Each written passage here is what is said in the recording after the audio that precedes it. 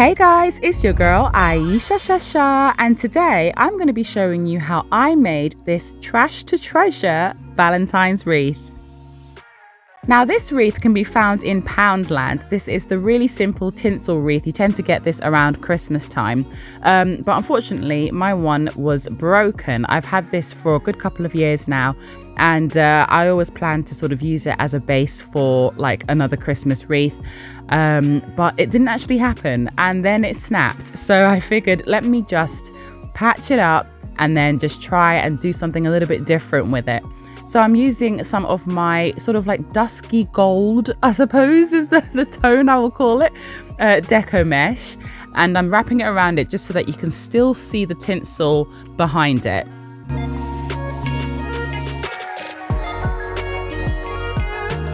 Next, I took this adorable little love cushion from Poundland and I just simply added it in the middle using a touch of hot glue. I realize now that I probably should have done this after the next step, but it's okay, it was quite easy to rectify.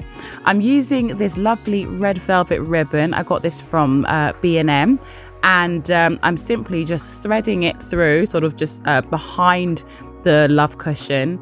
And I wanted to kind of make it look like a wrapped up present. That was the kind of vibe that I was going for with this wreath.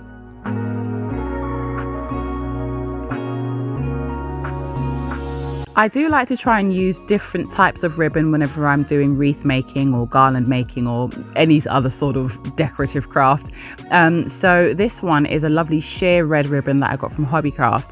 Now I should have just used my Christmas wire, but at the time I just couldn't find it, so a pipe cleaner just had to do, but I do cover it up again afterwards, so don't worry. So I'm just sort of like looping these two bows together. I was actually quite surprised with the way that I did this because I've never actually made my bows like this before. I don't quite actually know what I did, but I'm happy with the way that it turned out anyway. Once I figure out exactly what my movements were, then I might do a little tutorial on it, but nevertheless it all came together kind of, and yeah, I'm happy with that. Next, I added one of those tiny little gift wrapped ribbony things again that I got from Poundland. Just a little something for the center of the bow. Of course, you don't have to do that. You can leave the bow exactly as it was. And then I got some curling ribbon, also from Poundland. This is a very, very cheap wreath, by the way. I got some curling ribbon and I attached that because I felt like, I don't know, I felt like she needed some hair, you know? Do you know what I mean? Like she needed some extra bit of twizzle, I suppose. It's also just to tie in the lovely glittery love sign on the cushion. But yeah, I'm really, really happy with how it looks overall. But I want to know what you think. Would you have something like this hanging up on your door, or would you maybe have it somewhere else inside of your house?